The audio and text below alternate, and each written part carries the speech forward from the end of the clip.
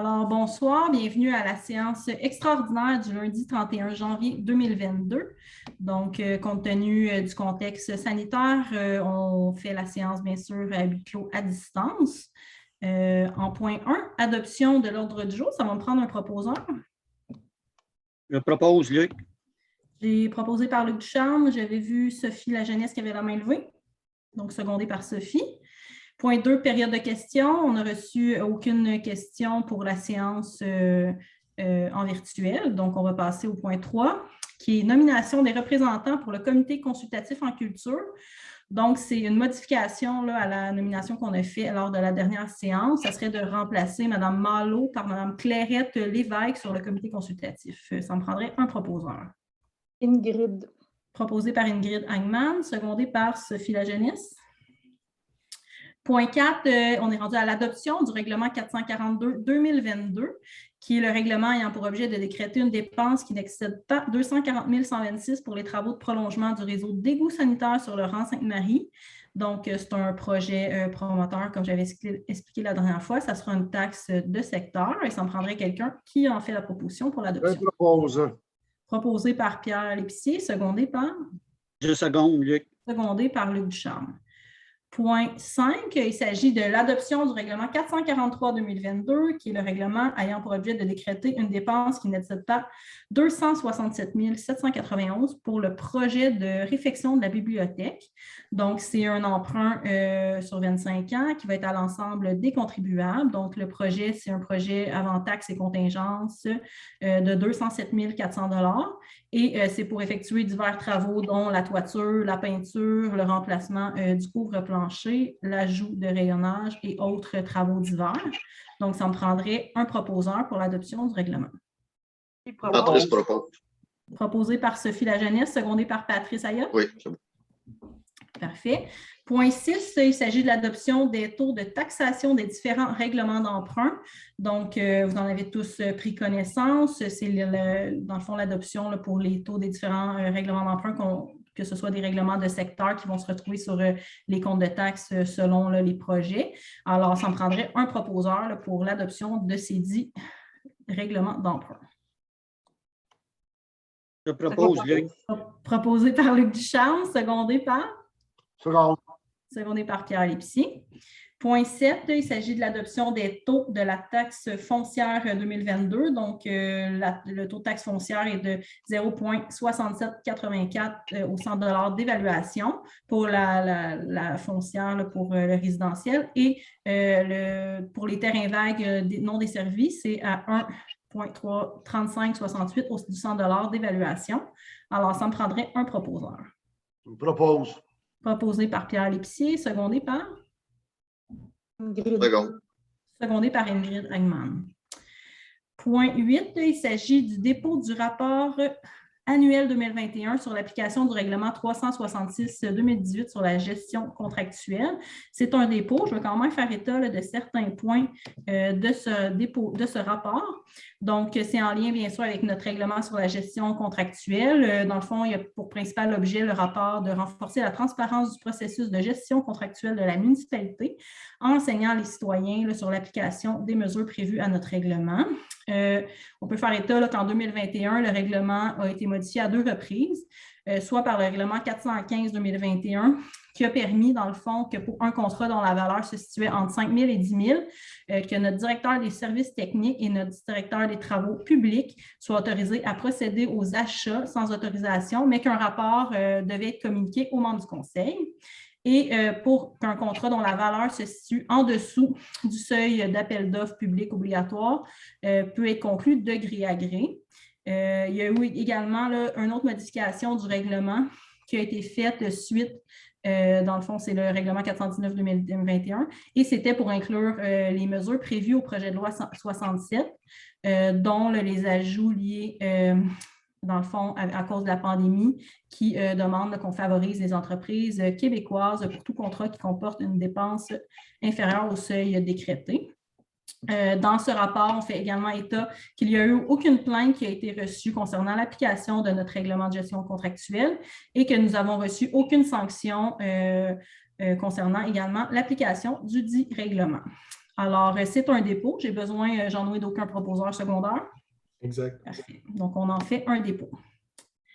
Point 9, c'est le RRFS FTQ. Donc, il s'agit d'une autorisation pour la lettre d'entente. Donc, le RRFS FTQ, c'est le régime de retraite par financement salarial qui est avec la FTQ. Donc, c'est une autorisation de signature pour le directeur général et moi.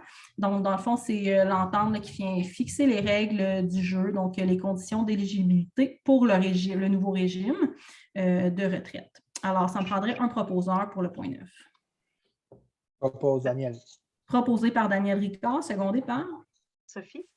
Secondé par Sophie Lajeunesse. Point 10, c'est sur le même objet, donc c'est le RRFS FTQ.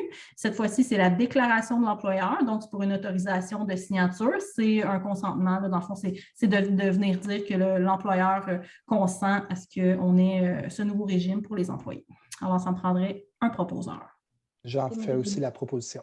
Proposé par Daniel Ricard, secondé par Ingrid. Secondé par Ingrid Hagman. Point 11, encore sur le même objet, le RRFS FTQ. Donc, cette fois-ci, c'est la convention d'administration avec l'employeur, encore une fois pour une autorisation de signature. Et dans le fond, c'est la convention, là, donc les spécificités en lien avec l'administration par le comité de retraite de la FTQ. Et ça vient aussi édicter là, les obligations de ce comité et de l'employeur. Alors, ça me prendrait un proposeur aussi. J'y vais pour compléter le tour de champ. Donc, complété et proposé par Daniel Ricard et secondé par? Par Sophie. Secondé par Sophie Lajeunesse. Point 12, il s'agit de l'avis de motion, donc concernant le règlement 444-2022 qui édicte le code d'éthique et de déontologie des élus et élus de la municipalité de Saint-Félix-de-Valois. Donc, c'est un avis de motion. Je vais quand même faire état de certains points parce que c'est un règlement qui est très important pour le conseil municipal. Donc, bien sûr, toute municipalité là, doit, avant le 1er mars qui suit toute élection générale, adopter un code d'éthique et de déontologie révisé avec les modifications.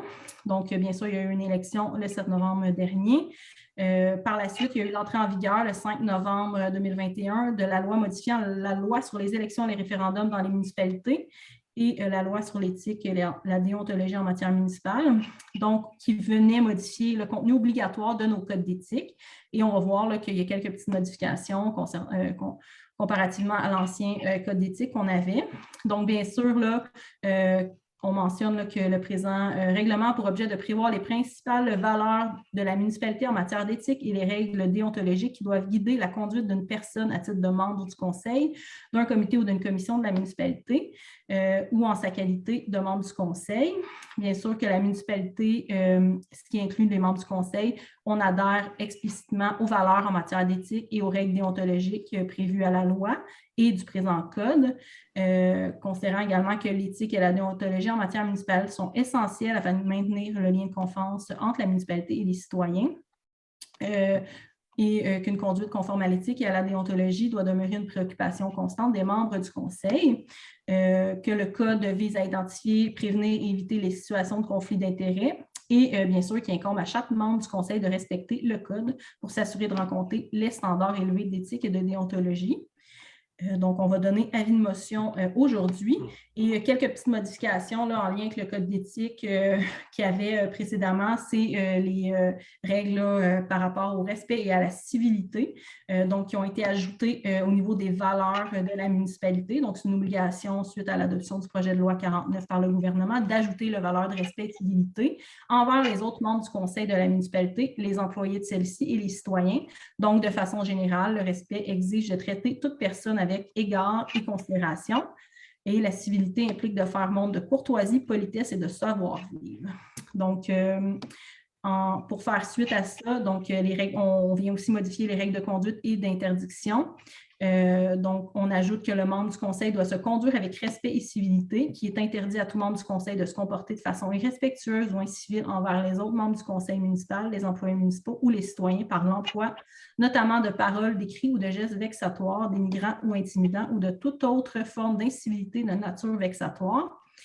On ajoute également, donc c'est un nouvel ajout, là, comme je disais, contrairement à l'ancien code d'éthique, que le membre du conseil doit se conduire avec honneur, qu'il est donc interdit à tout membre du conseil d'avoir une conduite portant à l'atteinte à l'honneur et à la dignité de la fonction d'élu municipal. Donc, ça fait le tour des modifications là, en lien avec le code d'éthique suite à l'adoption par le gouvernement du projet de loi 49. Et ça me prendrait une personne qui donne avis de motion. Je donne l'avis de motion, Luc.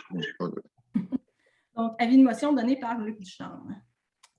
Point 13, il s'agit d'un engagement conditionnel. C'est suite à l'adoption du règlement d'emprunt 433-2021.